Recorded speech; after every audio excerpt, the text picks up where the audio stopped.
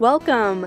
This is the Rustic Songbird podcast, and I'm your host, Lydia Walker. This show is for you if you're ready to learn more about the craft of songwriting and take your skills to the next level. Thanks so much for listening. Let's get started. My guest on the show today is Sophie Lockhart, and I'm so excited to talk to you today about your story and your process of songwriting. And it's so neat to hear different perspectives from people that have been writing and just to see what works for others. And I always learn something. So I'm looking forward to talking to you today and sharing your story with more people. So Sophie, welcome to the show. Yeah, thank you so much for having me. It's great to have you here. And I would love for you to kind of take a few minutes and share your story, where you come from and how you got started in songwriting to begin with. Yeah, absolutely. So I'm originally from Dayton, Ohio, and I grew up there. And I always grew up enjoying music and I loved music, but it was really in high school that I started writing songs just because I thought it was fun. But then I went to college at Lee University in Tennessee, and that's where I was just around a lot of really good musicians, and it just motivated me a lot to start writing more and more. And I just really fell in love with it there. That's kind of where the passion really started to take off. Really, like my freshman year, I remember writing songs in my dorm room and like playing them for my roommates and stuff. And just it went from there to wanting to record an EP, and doing that and just starting to, play shows and just share my music with people more publicly all throughout college. And that is kind of just when everything started to change. And I just realized, like, more than anything, I loved writing. Like, that was my passion. That was what I cared about the most. And so I just started doing it as much as I can. And I graduated in May, and now I work as a worship leader. I'm at a church in Butler, Pennsylvania, which is near Pittsburgh. And I'm still writing and just doing everything I can to bring original songs to our church, and starting to write more for the church, which is honestly still kind of a new thing for me, but also just writing just because I enjoy it and I love it and want to keep doing it. So, Isn't it neat to look back at those milestone moments and like turning points in your story? And when you're in it, absolutely. you don't really think about it being that important to your long-term story. But then looking back, you're like, oh, that was the time. Like when Yeah, you started college, that's when things really changed and you got serious about it, when you got more clarity about it. And so I just think it's interesting looking back and saying that was the time. Like that's what really got me to be serious about my music. absolutely. Yeah, it is crazy how it doesn't seem significant in the moment. Right. And then later you look back and you're like, that was all for a purpose. It's pretty Yeah. cool. So, I think there's yeah. like a deeper meaning to everything, and that's probably the Yeah. songwriter in me, because I'm like, oh, I could write a song about that. There's a deeper Absolutely. meaning. And so I think it's really cool how that all led you to where you are now. And I lead worship as well and love that. And so I think it's so cool to be able to incorporate original new Mhm. music and blend that with the familiar songs as well. Mhm. So I would love to hear like what your favorite part of the process is, whether it's worship songwriting or just any genre. What really lights you up about songwriting?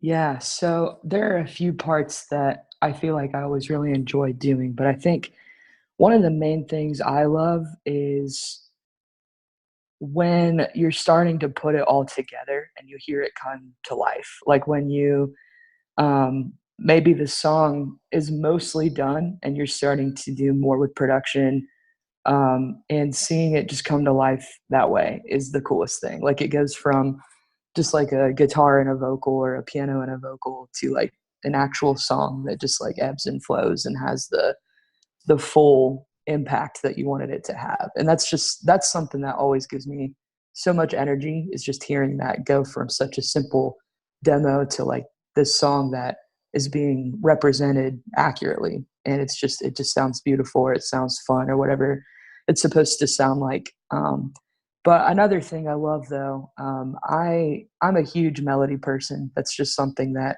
um, I wouldn't say I've always been, but just I think more and more, especially these last few years, like it gives me so much energy to just you land on a melody and you're like, yes, that's it. Like we Right. have to use that. And it's just such a cool thing. And knowing that, whatever words you put behind that can just highlight it, and just, I guess for me, it's like when I walk away with a melody that I'm still singing or just one that was like, wow, that just makes that song shine. It just like, that's something that I just love so much is the melody process. So, yeah. Yes, it's so satisfying to see a song come together, and especially when you start, seeing how the verses flow into the chorus and it just seems like a more complete Yeah. song. And then, like you said, once it's in production in the studio, you can just jam out to it and think like, wow, that started from such a simple idea, and even just Right. playing it on guitar, it's a totally different feel when you add more instruments and you have like all of that high quality recording and Yeah. production going on. So I totally agree. That's a Yeah. really fun part of the process. Absolutely. So have you co-written very much? Do you like co-writing, or do you rather write on your own? Yeah, so it's interesting because I feel like this is true for a lot of writers, but when I first started writing, I pretty much just wrote by myself, like all through high school, and that first really like year or two of college was pretty much just all on my own. But then toward like junior, senior year, and more recently, I've been doing a lot more co-writing, and honestly, I love it. Like I like writing by myself sometimes, but I feel like I've kind of gotten to a point where it's like I'll start an idea by myself and then I don't want to finish it because I want to bring other people in Mhm. and help, and they can help me make it as good as it can be. I just think there's a lot of value to co-writing. I know it can be cliche to say like, iron sharpens iron, but it's true. It's just when you're in a room with people who are also good writers and they're all putting ideas in and you're all working together and fighting for the best idea and you're fighting for what's best for this song, like I think that's when you get some of the best songs. And then it's fun too because you're like, man, look at this experience and I got to share it with people. I didn't just do it totally by myself. And um, especially, at least for me, especially with worship songwriting or writing for the church, I feel like if I'm in a co-writing setting, it just is so much smoother.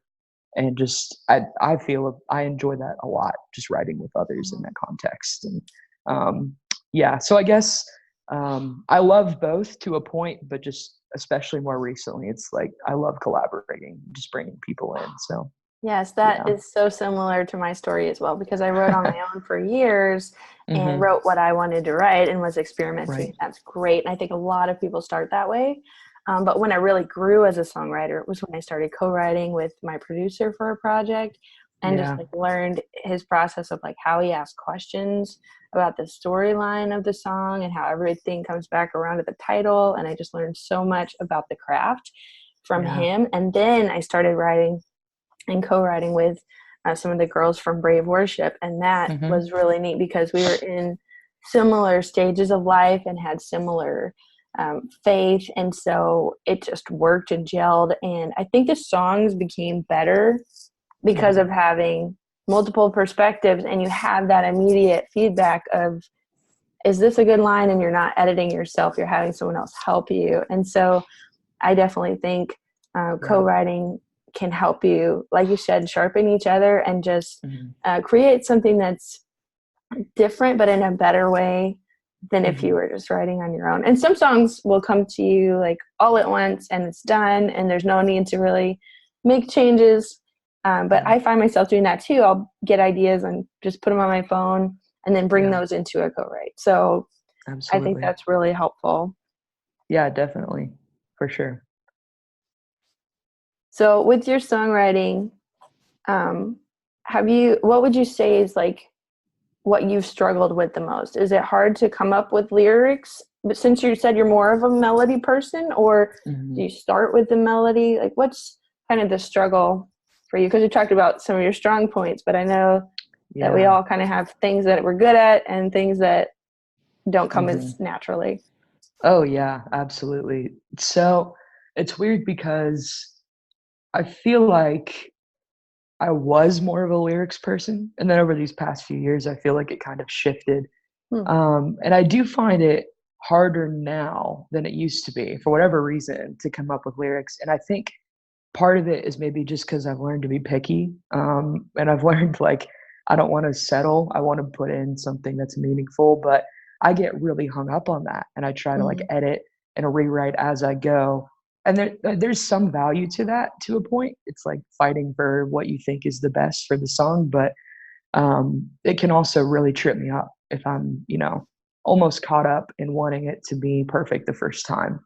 And it's like, that's usually not how it's supposed to go. It's like you Right. write it and you rewrite it and you rewrite it again. And maybe that like fifth or sixth rewrite finally is where you sort of want it to be, you know? Mm-hmm. And so I think that's definitely one of my weaknesses is just like getting hung up on the first draft and then being like, even if I love the melody or I love the song, it's like I know that it could be better. And so I just get hung up on that as we're writing instead of after. Mm-hmm. Um, and that's definitely something that I struggle with for sure. Just that self-edit mode. Yeah. Yeah, that shows the maturity of a writer, I think, when you can edit yourself and you're not holding on to the very first thing, like, oh, well, it's Hmm. perfect just the way it is. Well, Hmm. it might work for you, but you have to think about who's listening to it. Does this make sense to someone who doesn't know my reasons behind this or my background, or my perspective? Absolutely. So, yeah, that's Yeah. definitely a struggle for a lot of people. So you're not alone in that, for Yeah, sure. So you've been definitely. writing for a long time. What do you wish you would have known when you got started writing? What's something that Oh, just kind man. of came with time? Yeah. Well, partly I kind of wish I had just started co-writing sooner. I do think that I don't think I was closed off to it, but I just didn't do it for whatever reason. I didn't like seek people out to write with early on. And I kind of wish I had because I feel like it's made me so much better. And if I had done that sooner, then maybe I'd be further ahead from where I am now. But, everything works out the way it's supposed to anyway. But, how that goes, just I do wish that I had made more of an effort to do that earlier on. Mm-hmm. Um, and then I think too, man, I guess I wish when I first started writing, I wish that, I mean, you learn more about the craft as you go, but I wish that I had been more thoughtful about just like, does this make sense? Or is this just a line that I think sounds cool? Or it has a Just cool like, rhyme, but it doesn't right. really make e- sense. Exactly. Like just being topical, I guess, Mhm. and being more focused on what's best for the song. I feel like I've said that a lot, but truly just like what makes the most sense for the song, not just like Mhm. what do I feel is the most fun or the coolest or the most different. It's like sometimes that's not what you need to put. Sometimes you just need to say what you want to say. Mhm. Um, and so I feel like that's, maybe normal for people who are first starting off. They're really trying to be different or they're Yes. really trying to be special or whatever. And I guess just if I had known early on that it's more about just writing a song that makes sense and that can impact people, then that might have changed the way that I wrote before. But Yeah. Do you find yeah. yourself writing simpler things now? Oh yeah, Because I absolutely. think I tried to Simpler. be more complicated at first. When I started writing, I would Hmm. use every guitar chord I knew in the same song Yep. and try to use Yeah. all these fancy words that sounded Hmm. cool. And I was trying to find my own style and like be my own person and stuff. It was not Yeah. really about the listener. It was about expressing myself.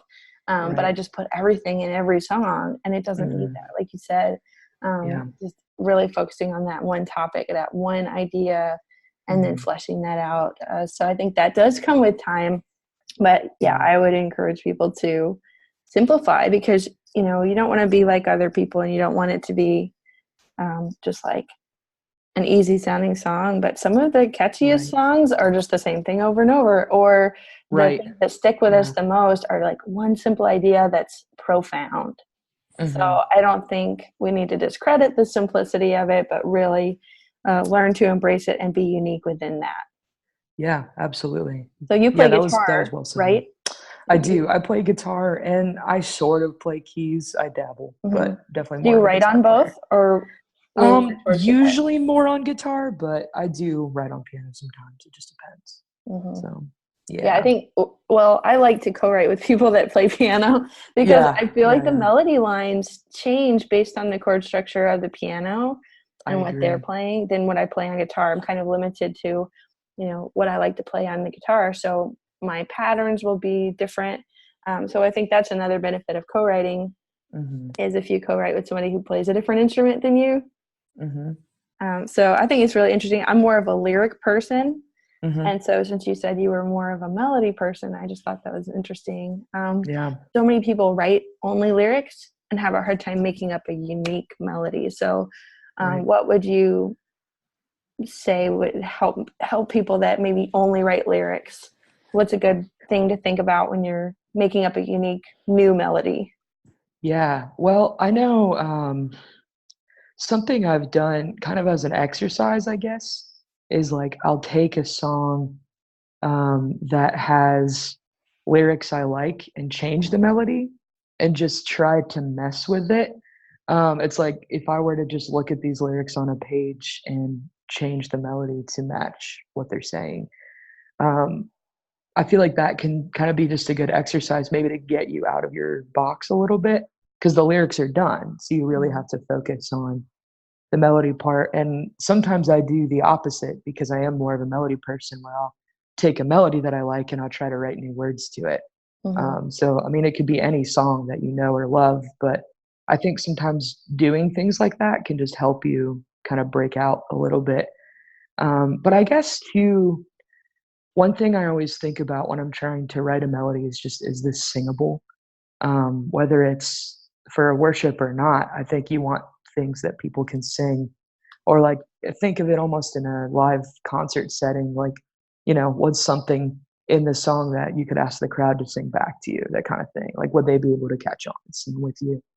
Um, and that may not always help when you're like in the moment writing it because you're like, I don't know, like that's kind of vague and hard to go off of. But Yeah. at the same time, though, just does it feel good?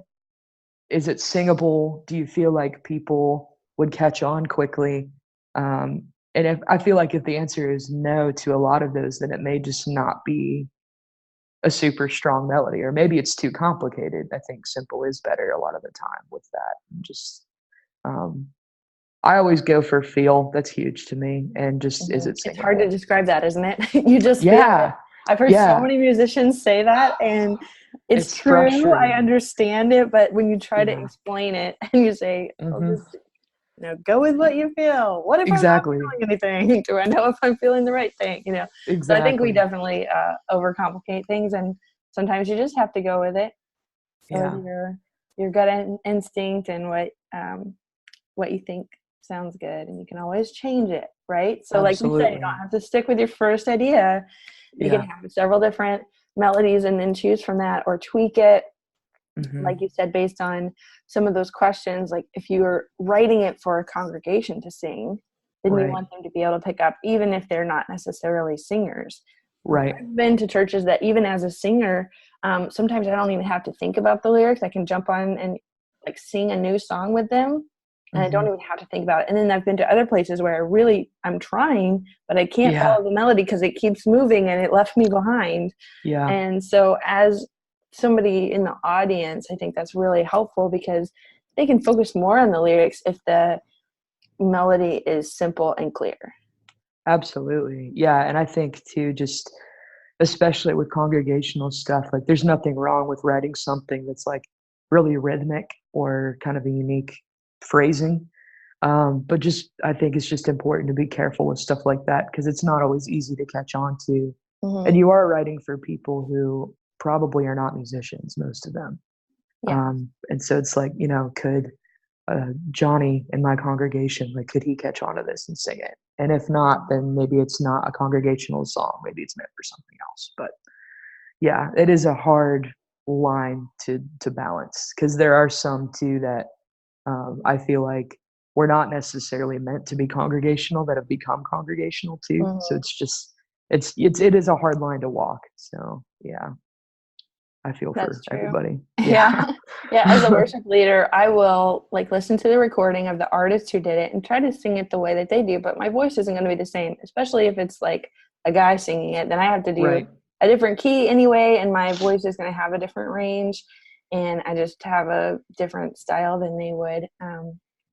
So that's been really interesting for me too. And I watch the crowd when I introduce a new song, and I'll think, like, are they singing along? Are they getting it? Like, what's their response to it? And so I think that's a really good way to try it out. So if someone's listening that's writing songs for their church or wanting them to be sung in church, I think this is really helpful to think about just the non-musician people that might be Yeah. singing along. I think that's really smart to Mhm. think about that. Well, before we wrap up, what encouragement would you give for a writer who's just getting started and wanting to improve their craft, wanting to get better at songwriting, but is maybe just kind of overwhelmed with all of the things, all of the options? And Yeah.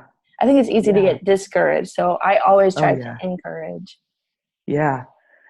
Yeah. So I mean, I do think there's always power in knowing that you're not alone. So there are definitely other people in the same position that you are in, or just recently out of it, who are struggling with all the things that you're struggling with. And that's definitely like a fact.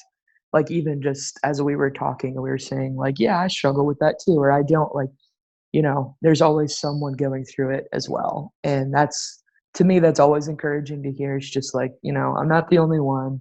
And a lot of people who maybe are writers you look up to probably struggled with it at some point too, or with a different version of it that's unique to them. But just whether it's like, man, I feel like my songs aren't singable, or I feel like, um, you know, these lyrics never make sense, or I feel like I'm not good at coming up with chord progressions or whatever. Like, you can overcome any of it. I really believe that. It's like, even if you're not, even if you're only a singer and you're not really an instrumentalist, like, I still think you can overcome just from practice and doing it over and over and over.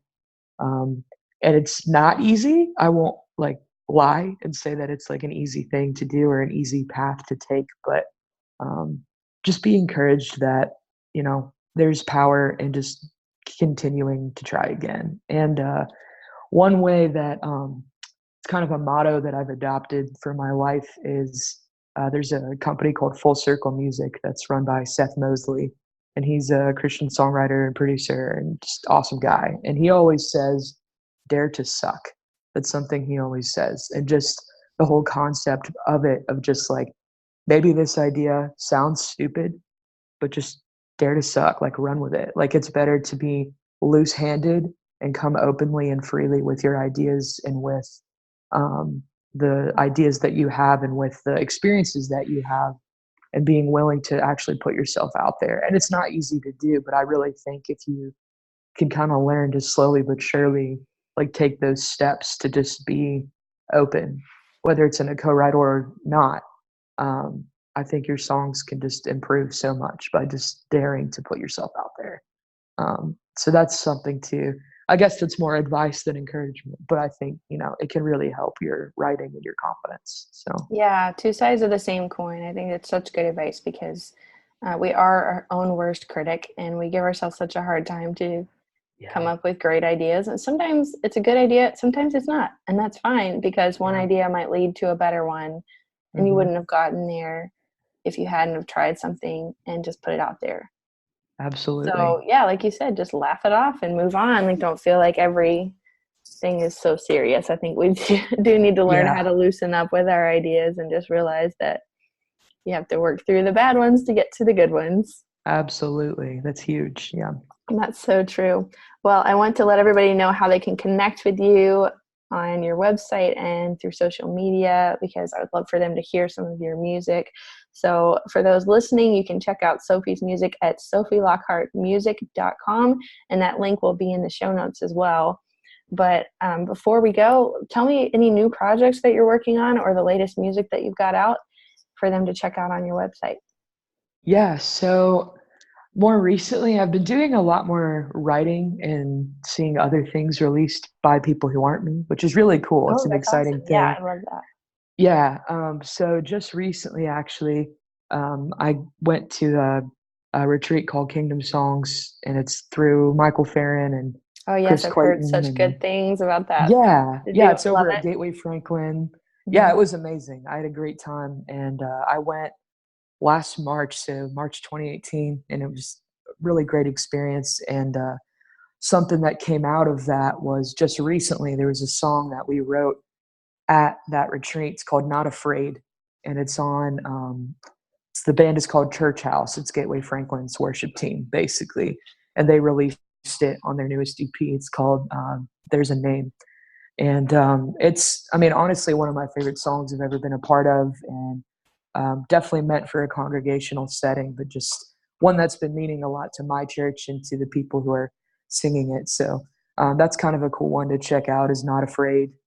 And then, just I guess right now I'm just writing as well and trying to kind of encourage my church to write with me, and just hopefully there will be some cool things that come out of that. And feel like there's a lot of songs right now that are kind of in, they're getting really, really close, and I'm not positive on what will happen with them, but I'm really excited about them. So just stay tuned, because I feel like I never know what's going to happen. So, and you really yeah. don't. We have no Yeah. control over most variables in life, and so you just have to roll with it. But I do believe good things are coming, and you have an amazing outlook on it, and you're really talented. So Thank you very much. think you have a great style and sound, but you also have the heart behind it, and that's a great combination.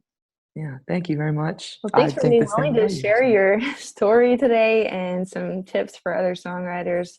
I'm hoping that this podcast will encourage so many people that are wanting to get better. I wish something like this was out when I was starting songwriting, so I could hear from other people, because I think it's really helpful just to see all different perspectives. So thanks for sharing yours with us today, and I will be linking to your website, as well as I'll try to find that song and link it as well. I can't wait to hear it. So thanks for telling us about it. I appreciate your time today. Thanks for having me. It was great. Thanks for being on the show. Absolutely. If you enjoyed this episode, be sure to subscribe, rate, and review this podcast, and share it with a fellow writer. Thank you so much for listening. I'll talk to you in the next episode.